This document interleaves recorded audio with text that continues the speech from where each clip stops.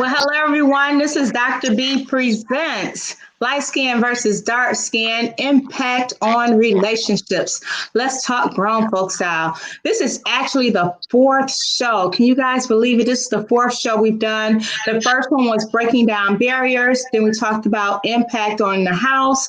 Last week 2 weeks ago, we talked about the impact on kids. Today, we're going to talk about relationships, whether those relationships are personal relationships, whether those relationships are relationships in the business world. Just want to talk about how colorism has affected. Tonight on the panel, we have my sister. She's sporting my little Afro puff. Look, I'm saying you're sporting my Afro puff. But my sister, Lakeisha Evans. We have Leah, the mental reconstructionist. We have Ashara Anaya. Hi, Ashara. And we have Nikolai Novak. We do have a couple more people that are talking. Oh, here's Yolanda. Hey. Oh, and Nicole Darby. Look at this. Yay. You know, they were talking about me a little while ago, you guys, because I was the only person of a darker colored you on here. And they're like, Bridget, you're all by yourself. I'm like, I'm a strong force. I'm about to reach out, and call me a friend or two. Come on in, Nicole Darby and Yolanda. Thank y'all so much for adding some color to this little rainbow, because I was truly outnumbered. But that's okay. It's all happy number tonight. It's all in good. It's all in good love. For those that are watching, when we say light skin versus dark skin, the light skin versus dark skin was really to pull you in, to make you think that we were beefing, we were fighting. But it's all about love. It's all about love. We are respecting the fact that every Black woman out here does not have to be the same, does not have to have the same color complexion, to love on each other, to respect each other. And we're just trying to eliminate some of the barriers and to discuss some of the issues that show up to us each and every day, so that the things that we've experienced over the past couple of generations, that we try to kind of break those curses for our kids and for ourselves. So tonight, let's get started, ladies. Let's start talking about relationships. Who has a story? Well, I'll start it off because I've said it on a couple of different episodes where we talked about impact on relationships. I know that, and you see, guys, I have my melanin shirt on. I'm reflecting all colors of our little rainbow here.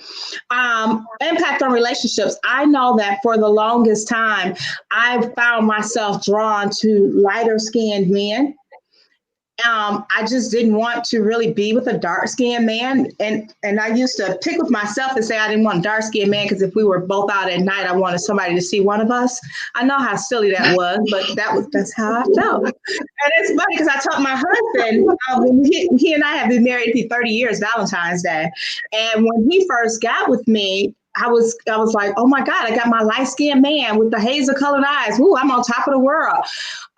But it was funny because he was like, well, you're the first Black woman that I've been with. And I'm like, first Black woman? He was like, well, dark skinned woman. And I'm loving it. I'm like, well, what am I, like a commodity or something? So I started to look at myself instead of in a positive light, like, oh my God, he chose me because I'm this beautiful, dark-skinned Black woman. I started looking like, well, why did you choose me to be the one instead of all of those, instead of just accepting what he was saying at face value? But in a funny way, I kind of threw stuff off on him because we used to go out, we loved to travel a lot.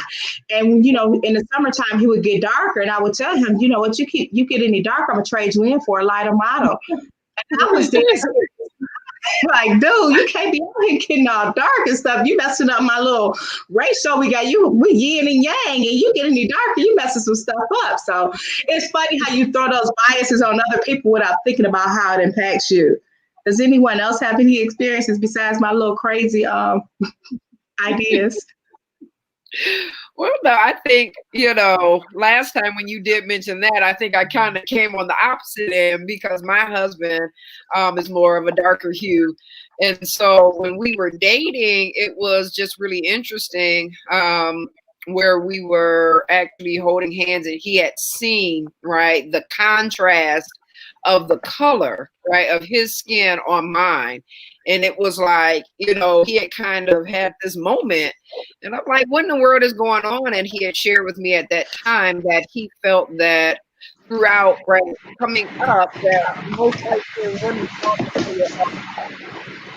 And so because they felt, or he felt that light-skinned women thought that they were all bad, then he didn't want to deal with a light-skinned woman. So he was like, I don't like to deal with nothing but dark-skinned women. So I'm like, well, what am I doing here?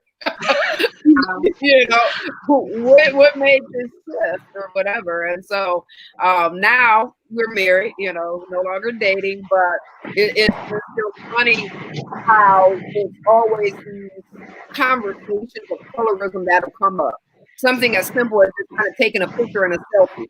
He's like, look, come on, we got to face the light this way. You know, we got to angle. He's like, you're not going to be able to see me. You know, we can see you, but you're not going to be able to see me. And I'm like, what? It's just, you know, so many things that kind of infuses into relationships that definitely still deal with this whole issue of colorism. Right. Anyone else have a story? Well, for me, I never really had an affection for, you know, any particular, you know, skin complexion. It didn't really matter to me, but I've been with my husband since I was 15, you know, for the most part, for over 35 years with our ups and downs. But when I was younger, I remember being asked, what are you doing with that dark skinned guy? I'm like, oh my gosh, you know, like, I didn't expect to hear that, but for me, it's more so on his part, you know, because people would always ask him, "What you doing with that white girl? You know, she's white." You know, so he would always hear, you know, from either family or friends or whatever, you know, why he's with a white girl. But I'm not, you know, but still the skin complexion rules, right? And so it was more of him being taunted. And for me, it just maybe one or two people, but it wasn't a big deal for me. But for him, he always had to defend himself against being with me because of my skin complexion. Sometimes when I'm wearing my hair bushy, I'm like, you know, hey, you know, you don't see too many white people with, you know, bushy hair. So here I am. So did you get the side eye a lot from women of my complexion or darker? Mm-hmm. Oh yeah, you know, you get that, you know, quite a bit. You know, you're out and people look at you like, you know, but it wasn't the same as, I guess, if I was actually a white woman for sure, you know, so at least they knew I wasn't actually white, but they still would give the eye like, you know, hey, what you doing with her kind of thing, you know, just because I was lighter. But I would think I was more accepted because I wasn't actually white. Lakeisha, Nicole, Yolanda, or Shara, anything you guys can share on relationships? Well, the funny thing with me is in high school, like I literally prefer like dark skinned dudes. I mean, like the darker the berry, like the sweeter the juice. Like your juice was really, really sweet. And that's like really what I preferred. And that was just it. And I remember I was raised by my aunt after my mom and my father passed away. And it was in Pensacola, Florida. So she kind of came from that, you know, she came from basically like the generation before her was slavery, because she was older. She was like 90. I mean, she was old. But she would tell me, she's like, and this right here, I remember to this day. And it kind of had me to almost marry who I married for a purpose. She was like, listen, don't you bring home no dark skinned dudes. She's like, they're ugly. They have nappy hair and ill. I mean, it was such a disdain for her. She was quite reflected. There was a lot of Native Americans like from her line. So, but it was like really bad. And she did not like some of our boyfriends because they were dark. So, you know, I married a very fair Puerto Rican and Black husband. But it really was what I preferred. I just did it because I was kind of leaning that way from her. And the lighter you marry, you know, even Hispanic, you know, your kids will have nicer hair.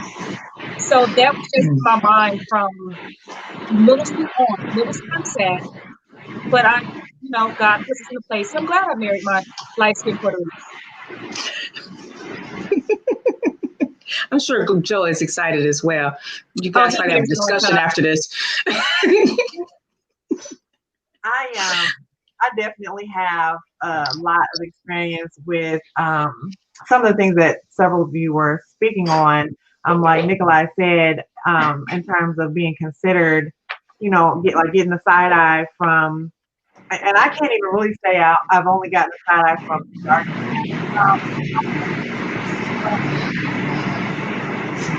You're fading out, Ashara. Huh? Oh, we couldn't hear you for a second. Go ahead. But I've gotten the side eye from Black women of all, complexions, because I have had people look at me and then go, "Oh, why is he with that white woman?" Or, and I'm like, "Wait a minute, huh?" And my husband especially, he's always like, he laughs about it because he's like, "I don't understand what they're talking about. Like, we have, white features, or we don't look like." If somebody thought I was some other race, it would make a little bit more sense, I suppose. But I have had a lot of flack from people regarding that. But I also prefer dark skinned men. Always have. My father's side of the family is mostly light skinned. My father, my aunt, my uncle, they're all light skinned, and every last one of them, all of their wives or girlfriends have always been dark skinned except for one. So just to have a person on my cousins, all my light skinned cousins on that side of the family, most of us go for, the darker complected people. I've always really dark skinned people, but that's always been my preference.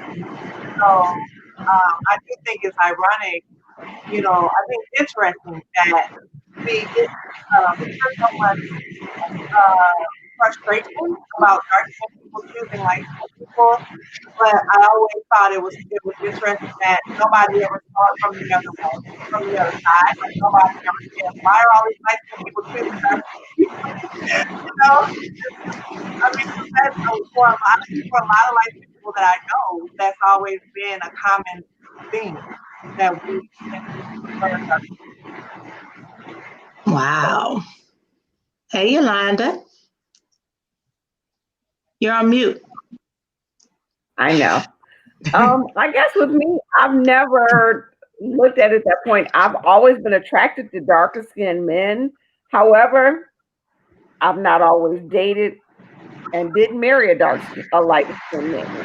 I mean, so it's like I found myself dating more light skinned men, not just intentionally, but it just ended up being that way. But of course, I still prefer my dark hair,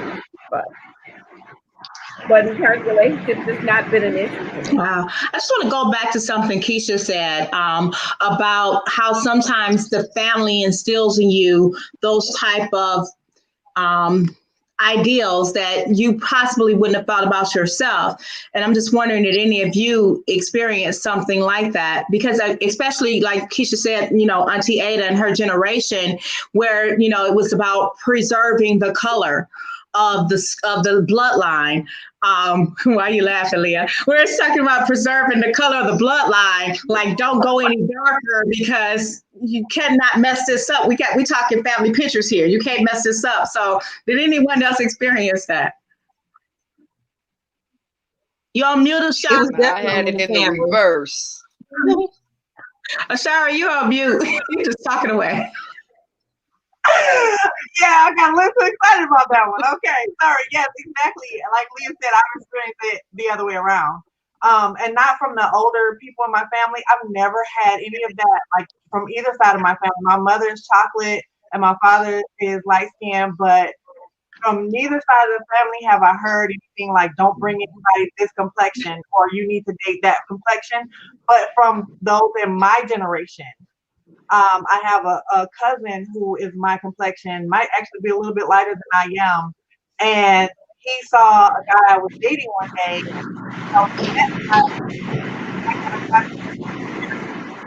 And like decided, like, no, absolutely no. We need to darken this up. And I was like, oh my God, what? I just didn't expect that, especially from a to be, and then come to find out he has a lot of the same issues that I have from childhood problems growing up because we never accepted it. So to him, it's like, no, we cannot do life. Wow. Nicole? Definitely. My mom was listening last week and she wanted to chime in so bad You because should have let her. Tell yeah, her to she's chime in not now. wrong. She ought to come over here now. But she Come on. definitely talked about how, I know from her generation when she was with my dad, my grandmother would look at her like, you need to think about your kids, that Wow. and so like my grandmother's generation and my mom's generation, they were really, taught that no and frowned upon, for going with a darker complexion. My dad really isn't even really, he's medium complexion, so that was still frowned upon. So they definitely heard about it. And I remember my aunt was dating the father of her, 3 of her children. And he was say about your complexion, Bridget. And it was just frowned upon so much. It was like a silence, though. It wasn't always overtly spoken, but there was like a silence about it. And my grandmother used to just like give him a banana every day. She dropped him off. It was horrible. I was like, why would she do that, Grandma?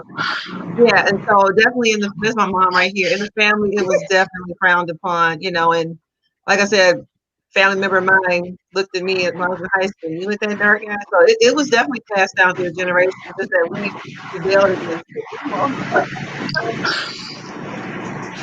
Yeah, and Yeah, my I would grandmother say really, for because it was really taught, to that generation. You don't want to go dark because you got to think about your kids and how they function in society, and lighter skin have more privileges. And we actually had people in my family, more so my grandfather's side, because they actually look white, but they actually migrated and lived in white communities and passed for white just so that they, their children could have a better life. I remember looking at the census report, and at one point, my great grandfather's family was black, and all of a sudden, they all changed to white on the census, and I'm like, they had to do it for a reason. When I look back at the ancestry, it was like they were black, black, black, and all of a sudden, they were all white from the 50s Wow. on. Yeah, it was really, really strange. It was, but that's what people did. Yeah, 40. That's what people did. No, but my Leah? husband, he's a darker brown skin. My children came out medium, so I was looking out for my kids so they can have some color and not be as light as me. I didn't want my kids to be as light as me. It wasn't on purpose, but I was kind of happy, so that they So wouldn't happy be my daughter was so dark. shamefully light. Leah, you were laughing. Did you go through a similar experience? yeah, mine was just the reverse. Kind of like what Ashar was speaking to a bit. And mine came again when I got married, right? And so my husband again, darker hued, his children, darker hued, ex-wife, darker hued. So then here I come, right? And there was a conversation like, between the ex and the current where she's like, well, I thought you would never, be with such and such and such. And so what you doing now, right? Like, again, the relationship was over, but there was something about the transition, right? Out of this family system that was of darker hued skin. And so that was just kind of mind-boggling to me that this would be a conversation, but it makes you think about the conversations that transpired years and years and years prior to, right? So it wasn't necessarily about me per se. It was more so about, I believe, kind of making certain that we stick to our beliefs and our values of light-skinned individuals. And so we can't allow for that to disrupt and to infuse and possibly be passed on to our children. So yeah, it's different how it is being played. It's not that we want to paint the lighter skinned family system. It was the actual opposite of that. So That's interesting that you guys say that, because when I think about it now, I think about, when Keisha mentioned Auntie 80, I remember now thinking about my grandmother, like I told you guys before, my great grandmother, was blue eyed and blonde hair. And, I talk about the relationship that I have with my grandmother, where I felt my grandmother didn't like me because I was the darkest granddaughter. And when I think about my mom, going out, my mom was Keisha's complexion, maybe even a little lighter than that. And for her to get with my dad, I know you guys saw the pictures I posted of my dad today, where he's basically like Yolanda's complexion. And I think that my grandmother for the longest was kind of resentful to my mother because my mother chose to go that dark. I really think that, and then for me to come out looking, spitting image like him and not be of that lighter skinned hue that most of my family was, I think it kind of like put the spotlight on me growing up as a child. That's very interesting. Wow. So how has the color of your skin impacted any of you in any other types of relationships, like in the workplace? Or, I know we were talking earlier, Keisha, about, you do modeling from here, you do modeling from time to time. Do you see any colorism issues in the modeling industry?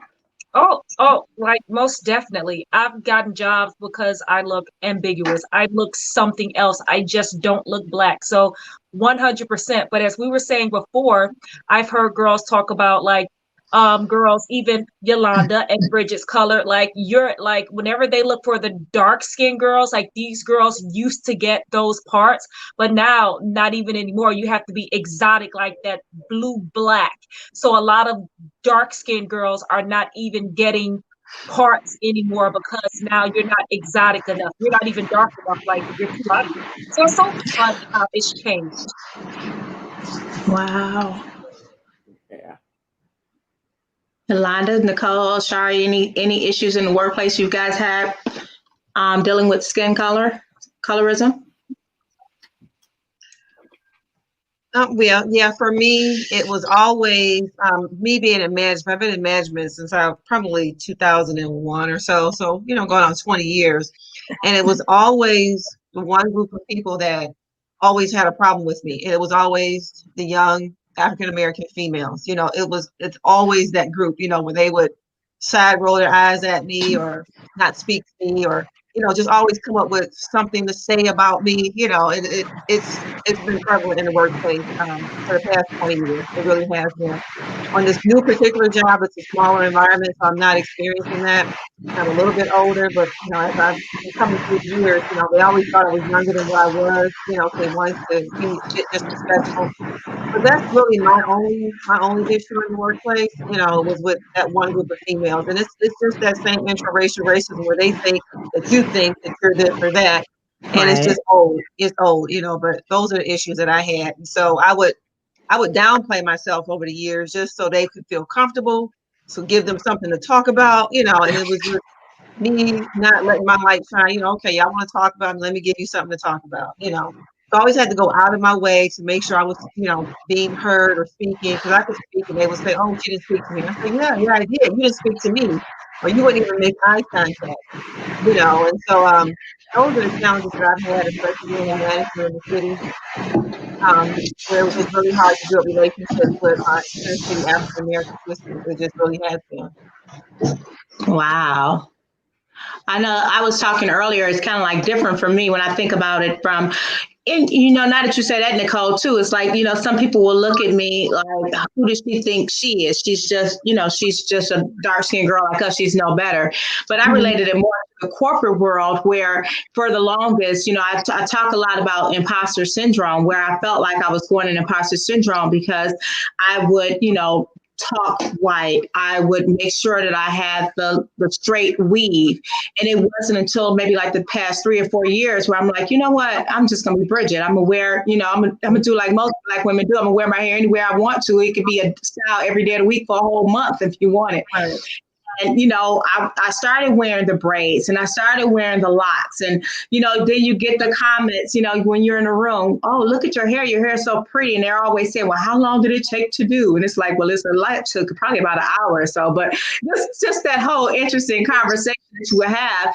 But it's funny how for the longest, like I said, I dealt with imposter syndrome where I felt that if I had the straighter hair and if I talked white, how I would fit in, where I didn't take value in the fact that I was an expert in my field. They put me in that position for a reason because of, what I held in my brain, not necessarily what I portrayed on the outside.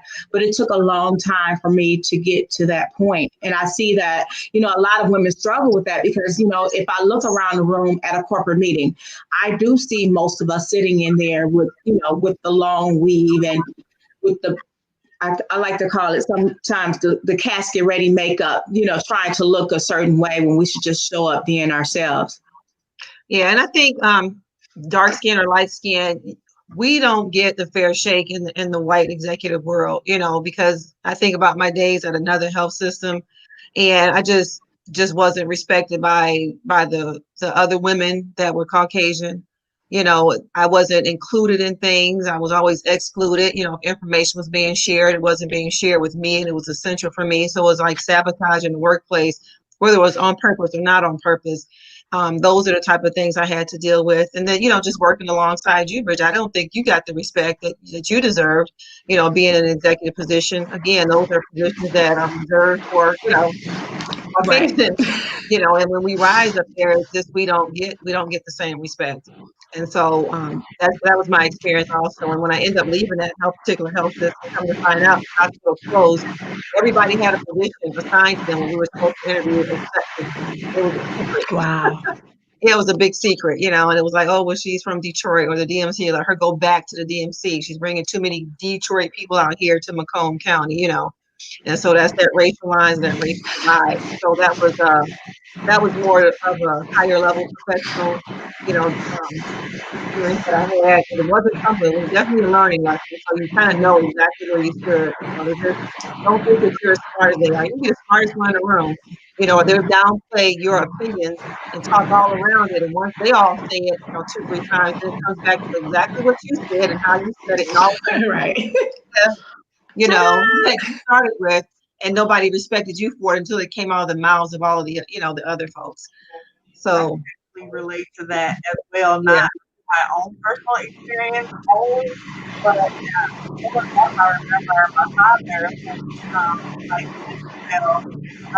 talking about, daily have problems on the job. He would daily have problems on the job with superiors or even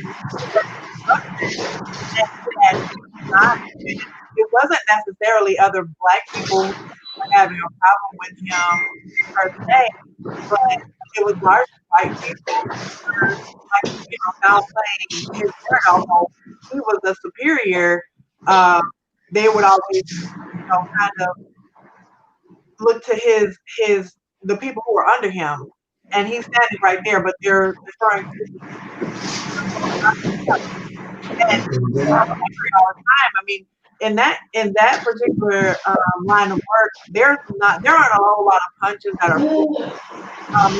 He would be called out of his name. He would be called a nigger on a regular basis, and so they don't care. They just don't appreciate that he had that they hadn't talked to him at all. So it wasn't. He never got in that regard any privilege. Like, I've had issues where people assume because you're light skinned that you think a certain way about yourself, that you think that you're better, or that I've had people tell me years after having interactions with them, they come to talk to them later, and they're like, oh,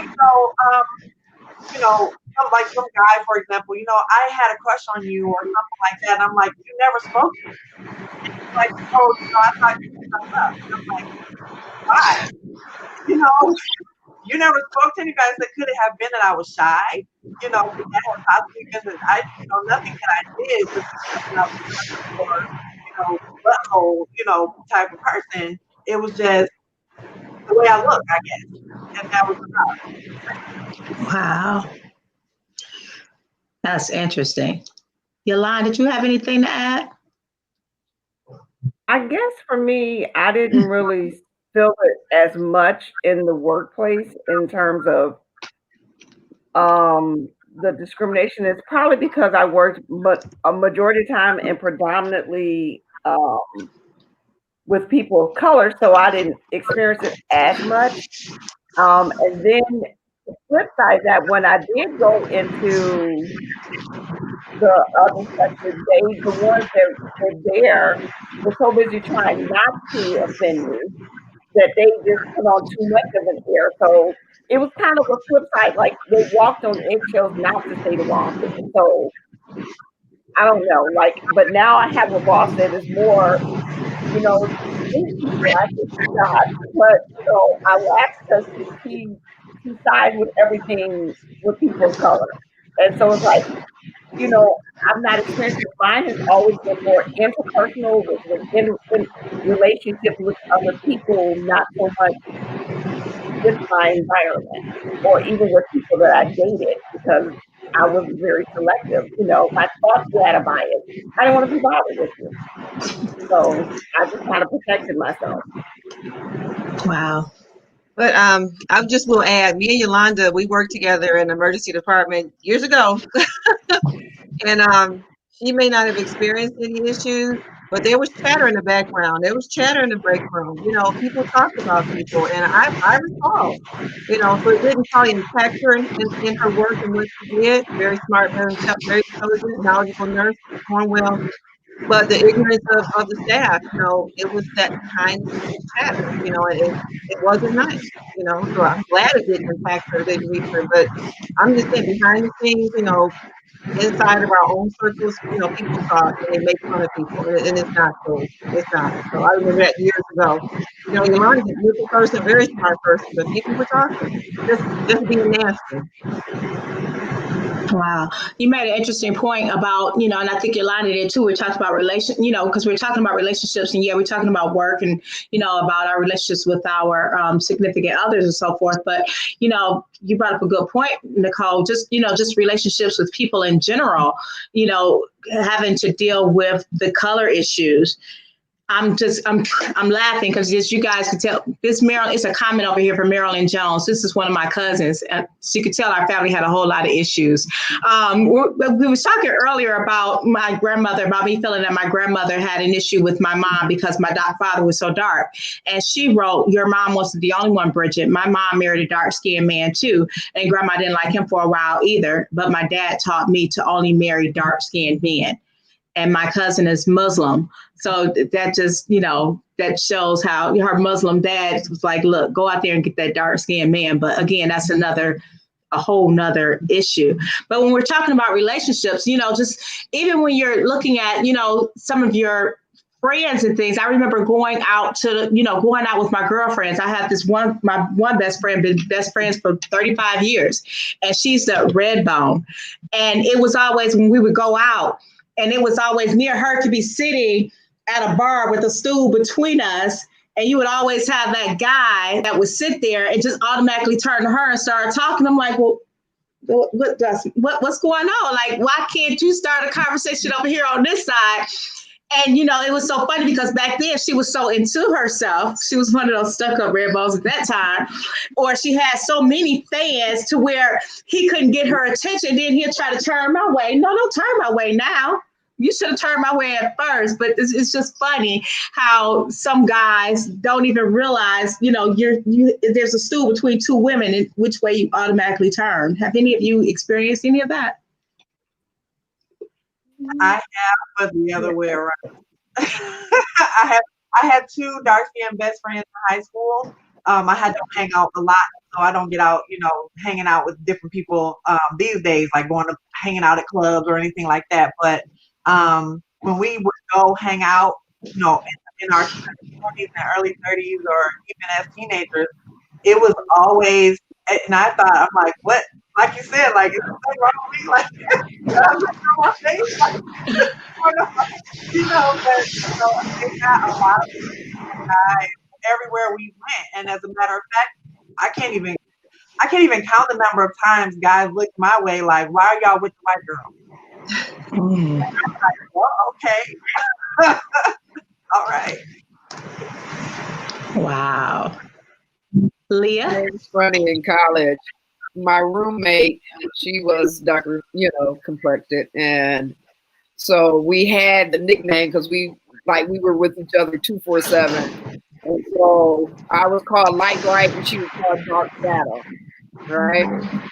And so to this day, literally these, you know, nicknames have followed us. So whenever we reference each other in conversation, it's Light Bright and Dark Shadow. It's not Leah and her name. And so the nickname wasn't derived by us. It was derived by an onlooker, a male onlooker, right? Allowing a label to kind of come about. that was based on, our color of our skin.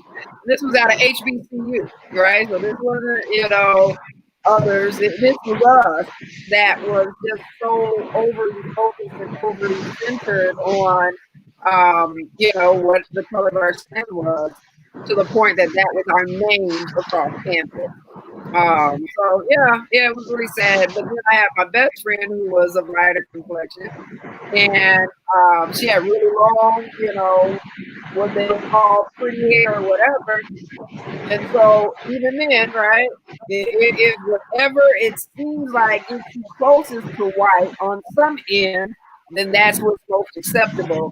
And then on the others, when we look and take, right, make exotic the African American or the African individual, then we go to the other end of the spectrum. So, I think that in anything that we do, any, environment that we go in, just kind of based on what another onlooker's perspective is on life, is kind of how, things just flow. I've just learned how to be malleable and float with it. People's opinions have never really truly mattered to me. Nicole, what happened to your mom? I thought she was joining us. Oh, she just said hi. She want to come on and drop some knowledge on us real quick. Mom.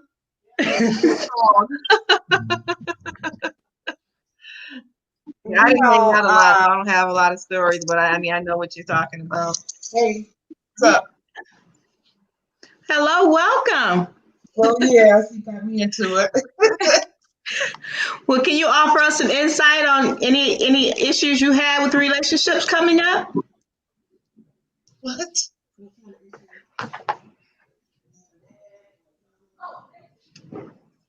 It's mostly family reactions. That's all, she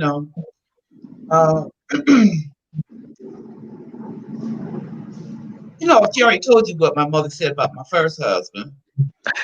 And the second one, she just said, "Oh Lord," because he was darker than the first one. I was about to say, was he lighter or was he darker?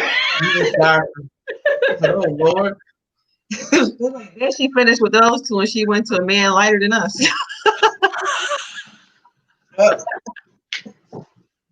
I guess she liked him okay, since she said he was a fool. Oh. I guess she thought maybe I was being more like her when she met my dad. That's all, because he was a complete idiot. Complete idiot.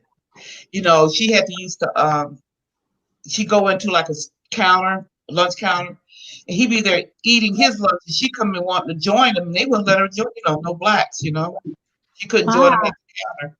Yeah, stuff like that. So she ran into a lot of things like that. And she said, "He's black as I am." He got kicked out, got mad.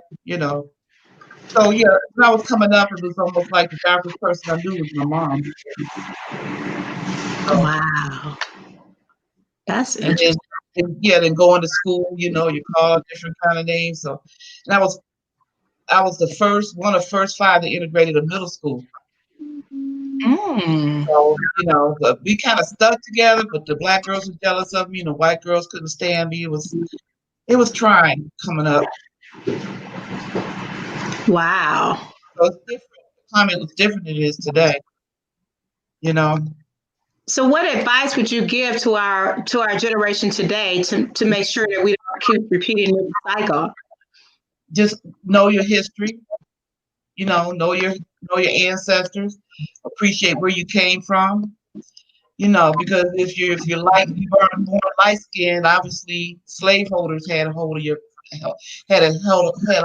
great grandma or your great grandmother, something like that. But people today, they tend to think that that we're gonna have I want to say a mixed race anyway. It's gonna lead to not what would they call it, a new world order kind of thing. That's why you see so much stuff on TV with mixed races on the commercials and on TV shows and stuff. Because that's where I think the world is leading to. I can't speak for you guys what you should do, because I've never been, like you said, like in a corporate world or something like that. I did hair since most of my black people. So I have never been position back Wow. Well, thank you for sharing your insight. Thank you for joining us. Thank you for having her, Nicole. Look, looking over in the comments, I guess we were talking about Lee, I think you were talking about the titles that they gave you guys. And I see over in the comments, someone said that, they used to call people salt and pepper. I remember that. Yeah, I had a light-skinned girlfriend and we were salt and pepper. And then she said, myself, I was always glad I didn't have the green eyes and the light skin because I never knew if a guy was trying to talk to me just because of those features. That's interesting. That's interesting. Well, ladies, we're 40 minutes into it. I know that the whole purpose of this, again, light skin versus dark skin, impact on relationships, is we're trying to present to everybody what some of the biases are, but we also want to give them some direction. We want to give them some input on how to get past this, or messages that we should be telling, if not ourselves, then our daughters and our nieces and our nephews and, the generation that's coming behind us. So can everyone possibly think of like some parting words to tell everyone on how they should be dealing with this, or ways to get over it, to overcome it, not get over it, because it probably take more than the end of this show to get over it, but some ways to deal with it. Well, just coming from, and this is like the standpoint that I always come from, because it's my values. And I am a minister, but that really has nothing to do with it. But the word of God says, I knew you even before you were in your mother's womb. So like God knew us. God knew that this father might not have liked himself. So maybe that's why he married this person, or I married the exact opposite because of the things that I went through. Like God knew that. And we were placed here specifically for a reason.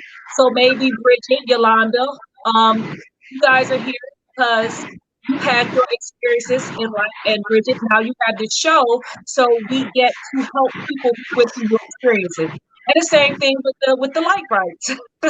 We've had our experiences, so we can help teach and break the cycles that we've been through. So none of us mistakes with our complexions. So that's just kind of awesome in itself. So Lex itself, God's on this earth.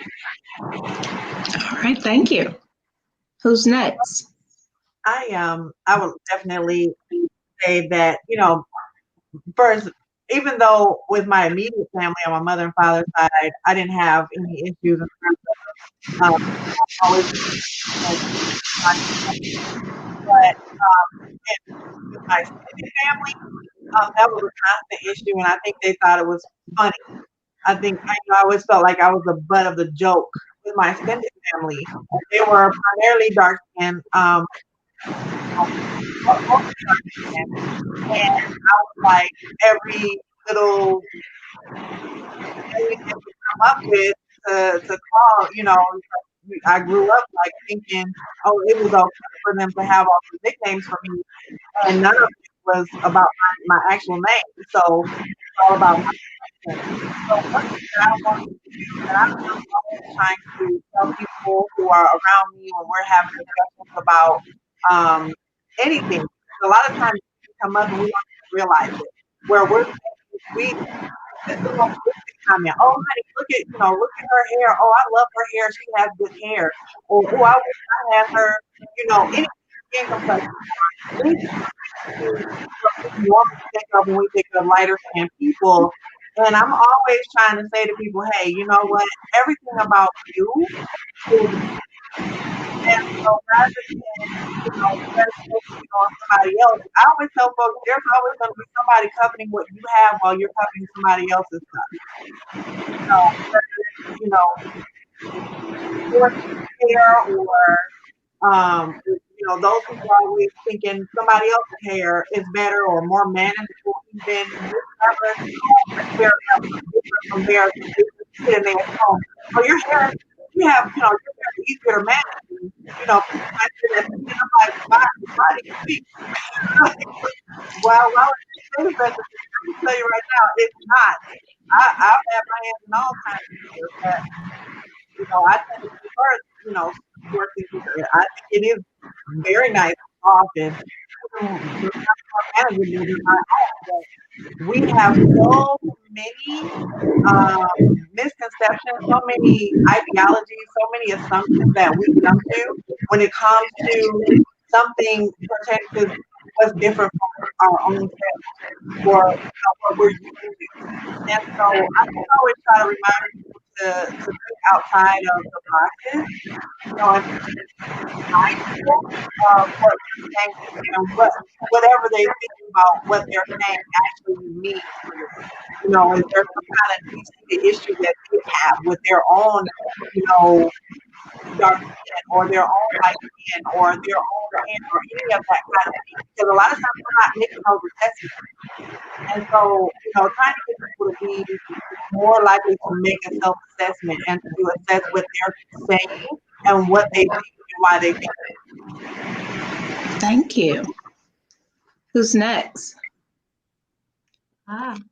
Well, I would say that we are all spirit having a human experience. And when you get down to the microscopic level, you see nothing at all. It's all energy and waves. You have butterflies that are orange, yellow, black, red, blue. We're human and we come in different shades, and that's just the bottom line. So you are where you are supposed to be right now in your human experience, going through whatever you're going through, whatever we're going through. So just live your life and experience, but look at everybody pretty much as the same. We are all the same. We're all one. We're all connected, and we have to see that. I'm no better than anybody else, and no one else is any better than me. We're just different. And then when you get down to the actual DNA and genetic structure code, you're not really much different than a worm in the ground. And science already shows us that. So to think somebody's better or worse than anybody else is just all fantasy and something concocted in the mind or the brain. So that's what I would tell people. We are human having, spirit having a human experience, and they're really what you see with your eyes. When you get down to the microscope, there's nothing there but vibrations and waves. So it's easy to say get over it, but we're here having this experience, so learn from it, try to grow from it, and keep it moving. We have to see things from a spiritual level and not from the human eye where we think we exist. That's my message. Thank you. Leah, Yolanda.